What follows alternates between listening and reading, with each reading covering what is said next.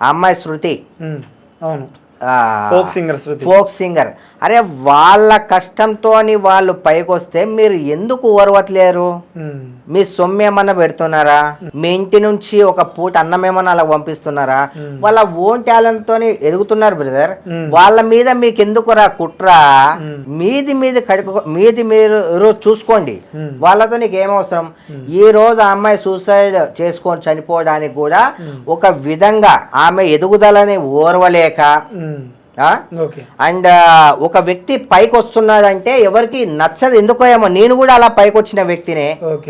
ఎందుకు మీ బలం అలాంటి వాళ్ళ మీద మీరు ఎందుకు చూపిస్తున్నారు?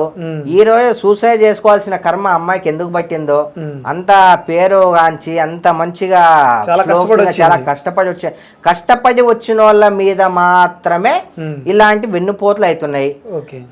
కొంతమంది మర్డర్ అంటున్నారు, కొంతమంది సూసైడ్ అటెంప్ట్ అంటున్నారు, కొంతమంది కట్నం మీద వేధింపులు అంటున్నారు. ఎందుకు చనిపోయిన ఆమె మీద ఇన్ని రూమర్స్? తను ఎలా చనిపోయిందో అంటే నాకు తెలిసి కష్టపడి పైకి వచ్చిన అమ్మాయి తను. ఓర్వలేని కొంతమంది ఎవరైతే నా కొడుకులు అండ్ ఎవరైతే ఆమెకు నెగిటివ్ ఎవరైతే ఉన్నారో ఓర్వలేనివన్నీ సృష్టించి ఈ రోజు ఆమె చావుకు కారణమయ్యారు. అంతే, ఎవరి కష్టం వాళ్ళదే బ్రదర్. అంతే కదా, నా కష్టం నాది, మీ కష్టం మీది. మీ కష్టం వెనక ఉన్న ప్రాబ్లం ఏందో మీకు తెలుసు, ఎంత కష్టపడి మీరు పైకి వచ్చింటారు. అలాంటి వాళ్ళని చూస్తే మీకు ఎందుకు రాబాయి ఈర్ష్య? ఎందుకు మీకు ఇవన్నీ? మీరు అనుకుంటారు ఒక రూమర్స్ అని చెప్పి, ఆ రూమర్స్ ఒక ప్రాణానికి దారి తీస్తుంది తెలుసా మీకు? మీరు చేసే బ్యాడ్ కామెంట్ల వల్ల, మీరు చేసే నెగిటివిటీ వల్ల ఒక ప్రాణం పోతుంది అక్కడ.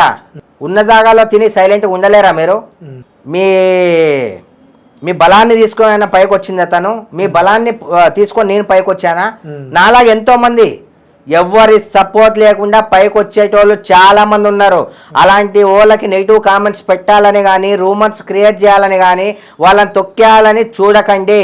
వాళ్ళని తొక్కేయాలని మీరు అనుకుంటే మిమ్మల్ని మాత్రం కంపల్సరీ దేవుడు ఏదో ఒక రోజు కనిపించకుండా దొక్కేస్తారా నా కొడకల్లారా, మీ అందరికీ చెప్తున్నా. అంటే అన్న శృతి ఫోక్ సింగర్ చనిపోయింది ఓన్లీ కామెంట్స్ వల్ల? ఎలాంటి బ్రదర్ తను బాధపడడం వల్ల చనిపోయింది అంటారా? బాధపడడం వల్ల.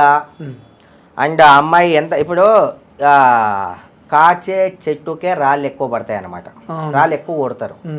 ఆ అమ్మాయి ఎంత కష్టపడి ఈరోజు ఈ స్థాయికి వచ్చిందో చాలా మందికి తెలుసు. ఓర్వలేని నా కొడుకులు, ఓర్వలేని కొంతమంది అమ్మాయిలు ఎవరైతే ఉంటారో, ఈ అమ్మాయి దేంట్లో దొరుకుతుందా? 20 రోజులు కాలే మ్యారేజ్ చేసుకున్న అమ్మాయి. అసలు తను సూసైడ్ ఏంటి, తను మర్డర్ ఇన్ని ఎలిగేషన్స్ రావడం ఏంది చాలా బాధాకరమైన విషయం. ఎందుకంటే కష్టపడి పైకి వచ్చిన వాళ్ళ మీద నాకు చాలా గౌరవం ఎక్కువ. ఎందుకంటే అదే స్టేజ్ నుంచి నేను వచ్చా.